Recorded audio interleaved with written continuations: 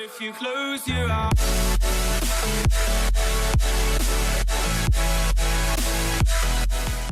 Hey there, what's going on guys? My name is Crazy Pie, and today we're going to be talking about the best classes for the live fire game mode. And as you can probably tell by my voice, I'm not feeling the greatest right now. I just woke up. This video was supposed to come out yesterday. I'm completely sorry that it didn't, to be honest.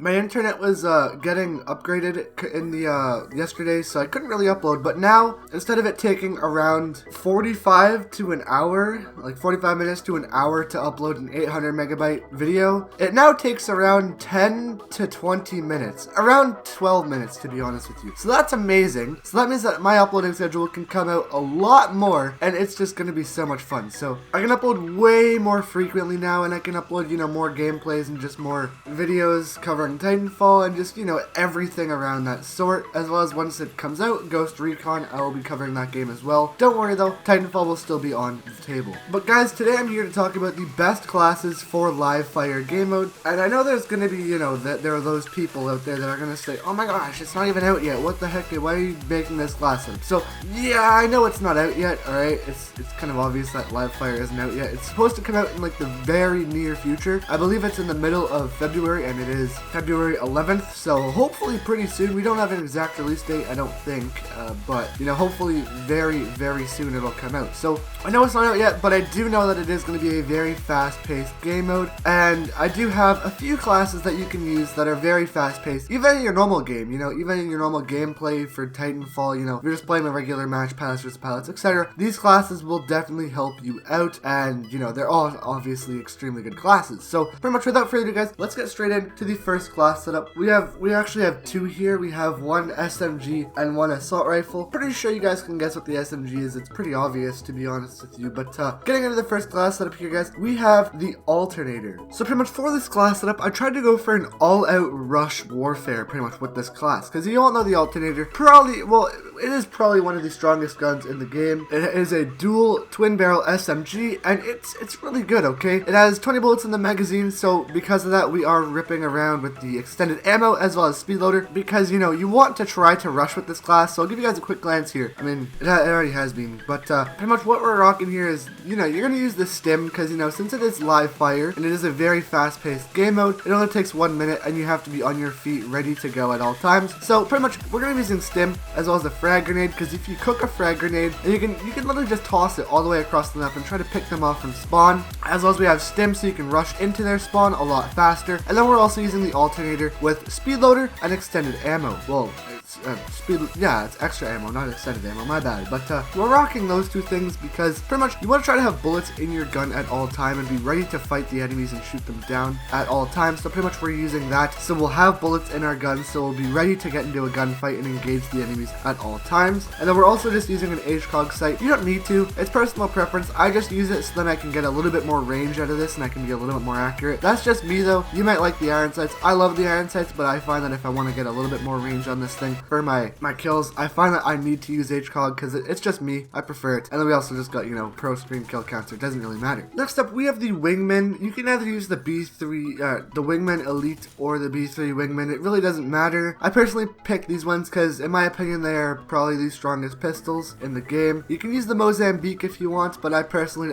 the wingmans because, you want to try to learn how to be accurate with them. If you want to hip fire accuracy, go for the B3 wingman. And if you want, aim down sight accuracy, you can go for the wingman elite. I just like the B3 wingman personally. It's just, one of my favorite guns in the game, and so, one of my favorite pistols in the game, and I just have it on here. Doesn't really matter what one you choose. Choose any pistol you want. I would highly recommend staying away from anti-Titan launchers. It really doesn't matter because it's a pilot versus pilot game mode, so it really does not matter there. But, it's your choice. Next, we have extra ammo on this, just so that we can be safe with our ammo, so we're not caught reloading in the middle of a gunfight. We got power cell and hover. Power cell so we can get our stim back. I was thinking of using tactical and power cell, but I don't really think it would be that useful because, hopefully with this you can at least get your stim back in that minute. I'm pretty sure you can. Yeah, you can get your stim back around twice. I just tested it in around a minute. So if you're lucky with your kills, you can actually get it 3 times. So pretty much that's always good. You want to try to have your stim as much as possible. You can swap out extra ammo or speed loader, whatever, it's up to you. And then we got hover because I cannot play without hover. It's just me. If you don't like hover, I would recommend recommend using kill report or low profile. I mean, I don't think low profile would matter because it's really small maps, but you know, I just like hover because I'm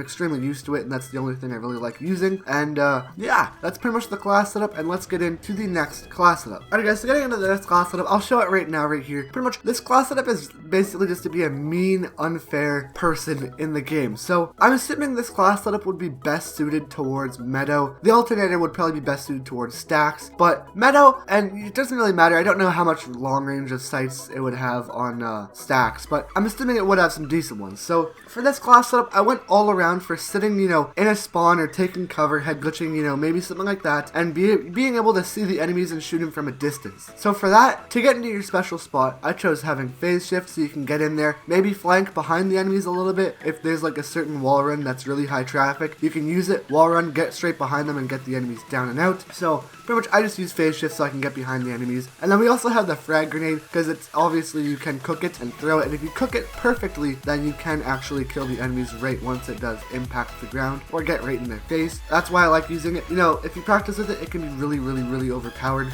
So definitely if you become a pro with the frag grenade, it will be really rewarding to use in live fire. Then we have the flatline. Now this flatline recently did get a damage buff. I am pretty sure. Yeah, it says here in their patch notes for January 23rd, increased damage on the flatline, R201, Spitfire, L-Star, and Double Take, EPG, and Thunderbolt. So yeah, the flatline did get a buff in its damage, and I'm pretty sure it was kind of obvious because this thing was extremely strong before, but it's even stronger now. So, you know, because of that, this thing is an assault rifle, and it does have some pretty decent range on it.